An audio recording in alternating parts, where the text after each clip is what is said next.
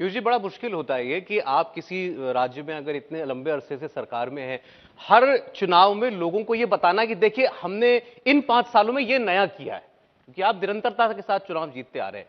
प्रधानमंत्री ने अभी हाल ही में एक बात कही थी, शायद देश में कहीं कही थी, कि ये भारत अब छोटा नहीं सोचता, ये भारत स्किल और स्केल, दो शब्द इस्तेमाल किए थे, ये बहुत लार्जर विजन के साथ चलता है। इसके कुछ उदाहरण दे सकते हैं आप? देखिए, जैसे अगर मेरे विभाग से जुड़ा हुआ याद करूं, माननीय प्रधानमंत्री जी की सस्टेनेबिलिटी और क्लाइमेट चेंज पे बहुत ही दृढ़ संकल्प है कि उसको हमने देश में अपनाना चाहिए। और जो जलवायु परिवर्तन हो रहा है ये बहुत ही खतरनाक है, खासतौर पे हमारे मछुआरों के लिए, हमारे किसानों के लिए, सबके लिए इसके बहुत घातक परिणाम हो सकते हैं। हम देख भी रहे हैं क्लाइमेट कैसे बदल रहा है, कभी तूफान आ रहे हैं, कभी फ्लडिंग हो रही है। प्रधानमंत्री जी ने जब गुजरात में थे तब सोलर पावर में रेवोल्यूशन शुरू किया। तब पूरे विश्व में बहुत कम नेता थे जो इस विषय में चिंता करते।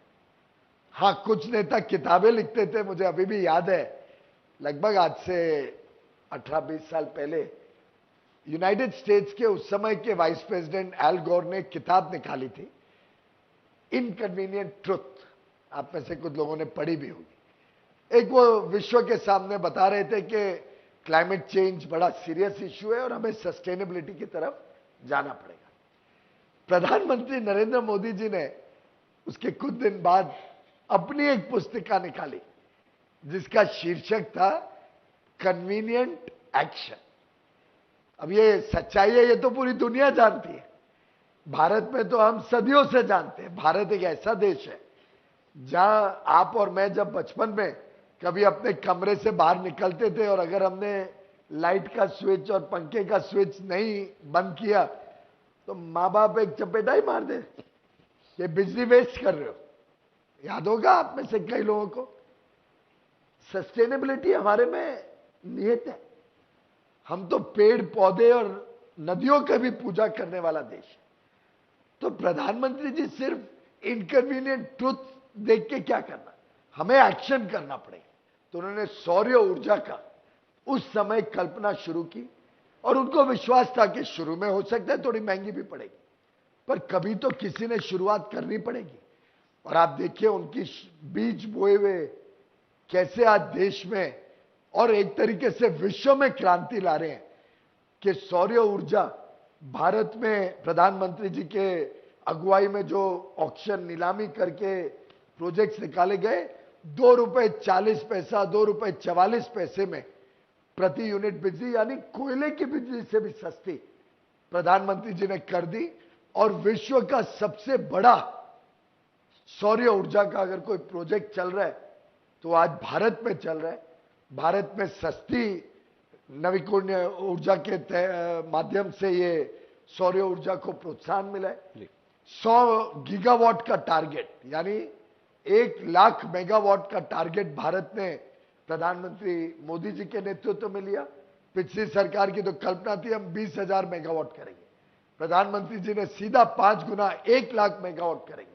और ये स्केल लाने से आज भारत में इसका मैन्युफैक्चरिंग भी हो रहा है, उद्योग लगा है, लोगों को रोजगार मिल रहा है, व्यापारियों को काम करने का अवसर मिल रहा है, इसका अब निर्यात शुरू हो रहा है।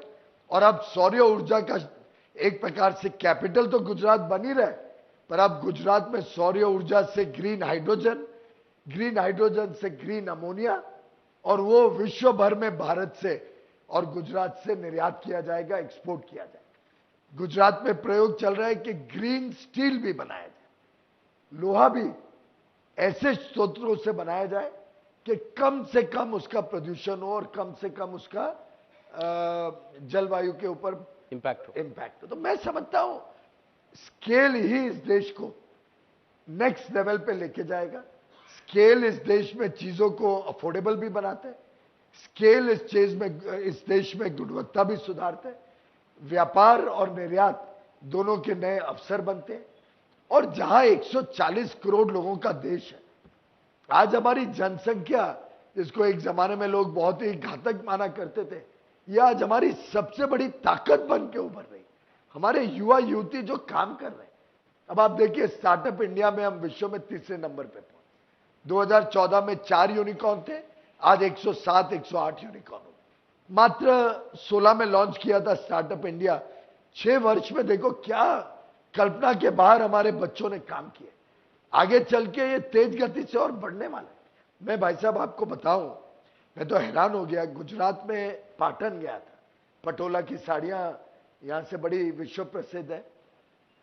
पाटन में युवा युवतियों के साथ मेरी बातचीत हो रही थी, तो एक यंग बॉय ने, लड़के ने मुझे अपनी स्टार्टअप के बारे में जानकारी दी। बताया कि स्टार्टअप इंडिया के सीड फंड से जो प्रधानमंत्री मोदी जी ने लॉन्च किया, मुझे इनिशियल कैपिटल मिला और मैं मेटावर्स में काम कर रहा हूं। 500 लोगों को मैं रोजगार दे रहा हूं। मैं हैरान हो गया। मैं मुंबई का मूल रहवासी हूं, आजकल दिल्ली में हूं। मुझे लगता है मुंबई और दिल्ली में 99% लोगों को मेटावर्स क्या है ये नहीं मालूम होगा। और हमारे पाटन का नौजवान युवक मेटावर्स में काम कर रहे हैं।